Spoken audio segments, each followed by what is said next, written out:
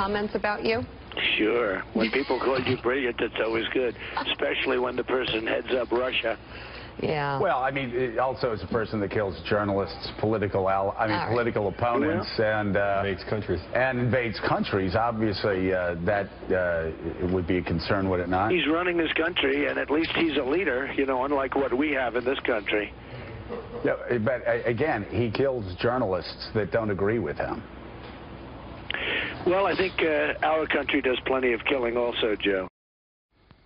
Interesting exchange there this morning. Donald Trump getting into some new controversy after praising Russian President Vladimir Putin's comments about him, while appearing to brush off Putin's alleged killing of journalists and of political opponents, not to mention people in Crimea and in the Ukraine as well. So let's bring in Juan Williams, Fox News political analyst, Mary Katharine Ham as well, editor-at-large for HotAir.com, and the co-author of End of Discussion. Welcome to both of you.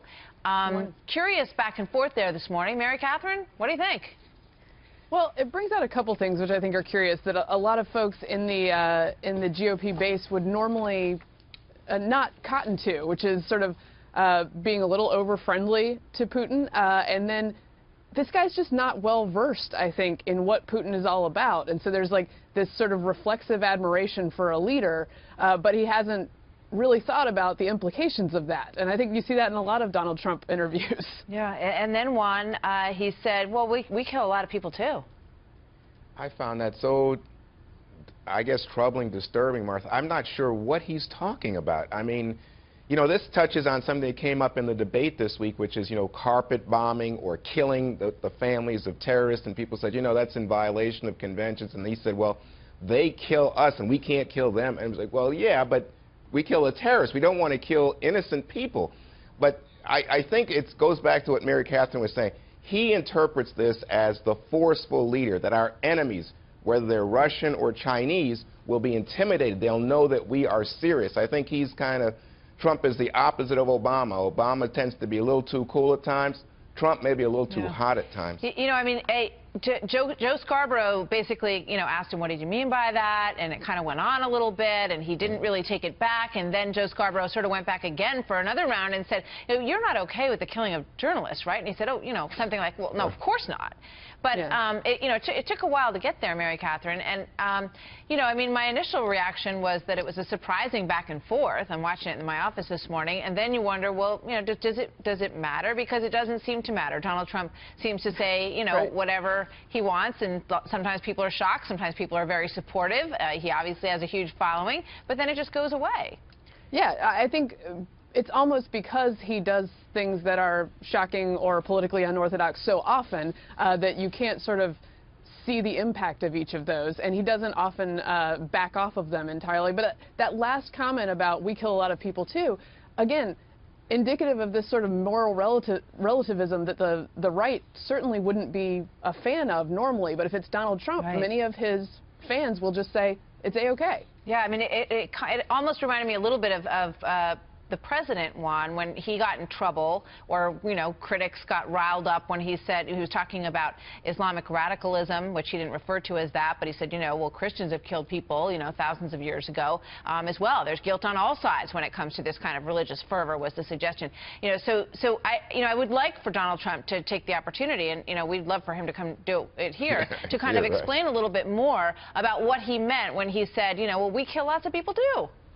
Well, that's what I said. That's how I started with you when you asked the question, Martha, because for me it was puzzling. I don't know about the United States government killing journalists. I've been in Mexico, where Mexican officials oftentimes are corrupted by the drug cartels, and the drug cartels kill journalists. I know that. I know what goes on in places like Russia, and I don't, you know, I'm not trying to wave the red, white, and blue. I just don't think that happens here.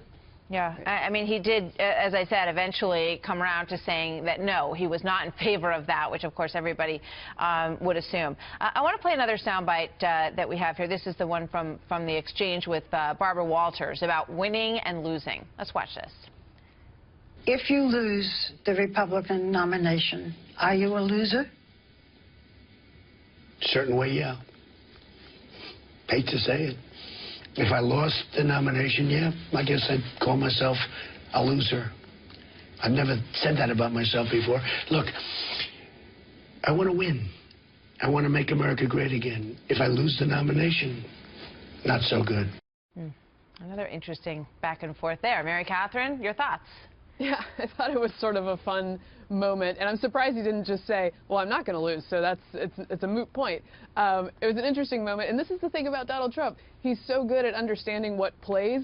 If he lost the nomination, he'd probably make a viral video calling himself a loser, and it would go crazy.